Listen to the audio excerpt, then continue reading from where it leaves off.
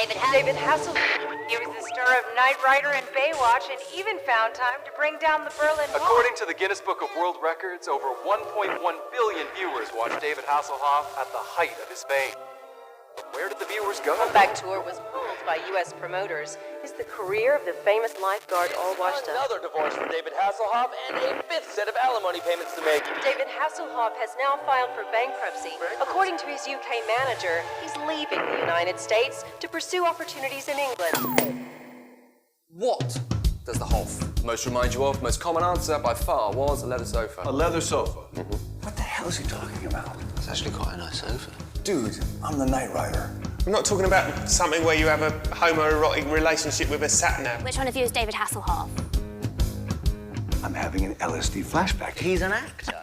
It's Hoff the Record with David Hasselhoff. You can watch all the episodes on Netflix. It's available. And I'm about 3 episodes in, and this is really exciting because not only does David Hasselhoff have Hoff the Record to talk about, he's also in Guardians of the Galaxy Volume 2, which I saw last night. It's going to be the #1 movie at the box office, and you'll love when you see him in that. And right now he's on the Mock Link TV and Internet Celebrity Hotline. David Hasselhoff. Tony Tone. David Hasselhoff, welcome to the great state of Iowa. Uh-oh. How are you, sir? I'm doing very well today. It's a special day today. It is a very special day, and I have to tell you, David, so far I have put down 3 episodes of this fantastic show on Netflix. I can't get enough of it. Great. It's so enjoyable. I'm so happy for you. Hoff the Record. It's made me laugh out loud a lot, David. I really like it.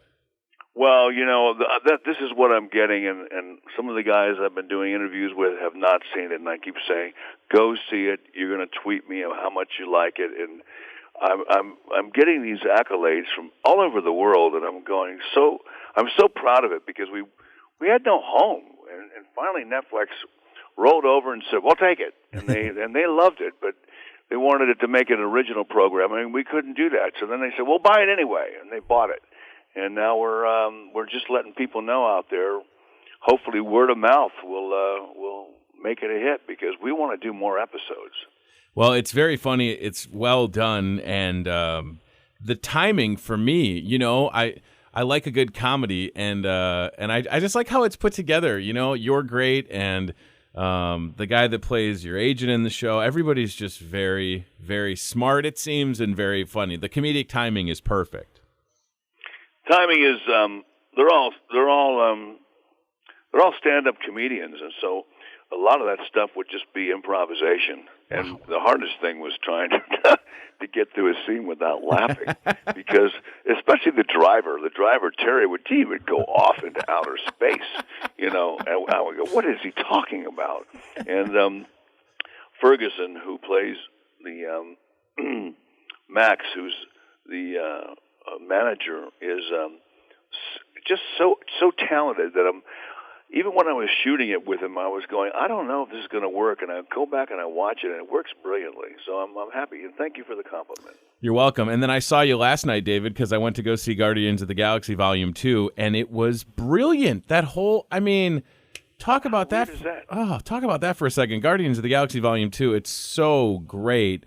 Your experience when they asked you about it was an immediate yes, or did you have to think about it, or what?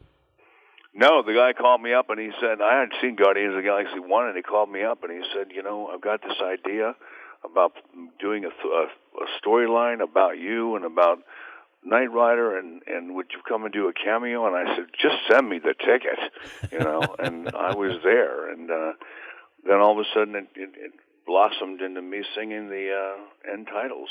And that's going to come out in July with on the home box office.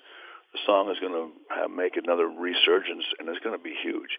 And it's just these guys really treated me with such an amazing amount of respect that it was kind of mind-boggling. I wasn't used to that kind of respect from those type of A-type people. Sure. You know, I was driving home from the set going, I'm depressed. And why are you depressed?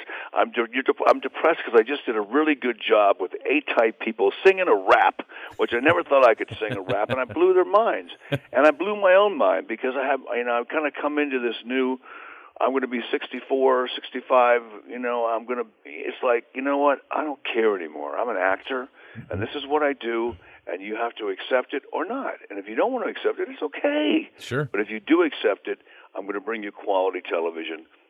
And that's what Hoff the Record is. Even if we don't go one more season, I know that we've done 12 episodes of, you got to get to season 2. It's just too funny. I'm definitely going to work my way through it this weekend. So I had David, I had a couple questions from some fans on Facebook for you. Could I ask them on their behalf? Love Facebook. Sure. All right. So my friend Ben, who is a principal at a school in our town, is wondering, what has been your favorite movie cameo that you've done? Well, I think SpongeBob has got to be the one. Even though it was kind of a bigger cameo, it was it affected my career so much that no matter where I go around the world, little kids come up to me and go, "Are you David Hasselhoff from SpongeBob?" And it's like 10 years ago, and so it's one of those movies that's keeps running again and again and again and again. So that was great. Dodgeball was. I have a story for everything. Dodgeball. Ben Stiller calls me up and says, can you speak German? I said, no, I can't speak German. He said, well, you have to. I said, but I want to speak German in the film. He goes, yeah, but how, you don't speak German? I said, get me a nice little Fraulein, put her behind the camera, have her say the lines, and I'll just repeat them. And so she comes to the set, she comes into my motorhome, she starts crying. And I'm going, why are you crying, little sweet Fraulein? And she says, because you are David Hasselhoff, and I grew up in East Germany, and you were our hero. You sang on the Berlin Wall, and you sang Looking for Freedom. And I went, oh, my God. And it was like this prolific, epiphany for her. And all I was trying to do was figure out how to say the word dodgeball in German. It was really fun. Oh. It was really fun because it was ridiculous. My whole life is kind of like that, Guardians of the Galaxy has happened because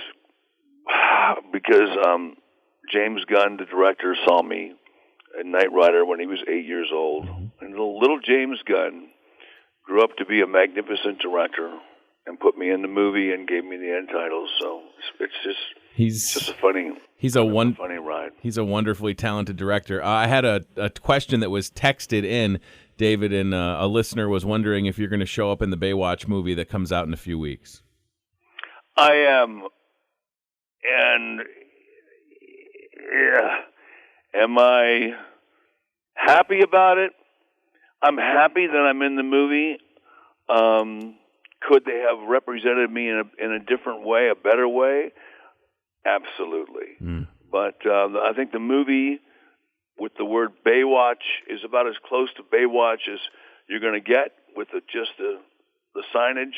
The rest of it is just a comedy, and they take their own route and they go their own way. And in a way, I have to respect that. My daughter came in and said, Dad, I know you didn't totally like the movie, but everyone's going to love this movie. I said, okay. So we'll see what happens. It is weird to me, David, that it's rated R, I don't know. It's you and me both. I'm sorry. It's ridiculous. It's ridiculous. It's stupid. You don't have to do that. Even the Guardians of the Galaxy is not rated R, for right. God's sakes.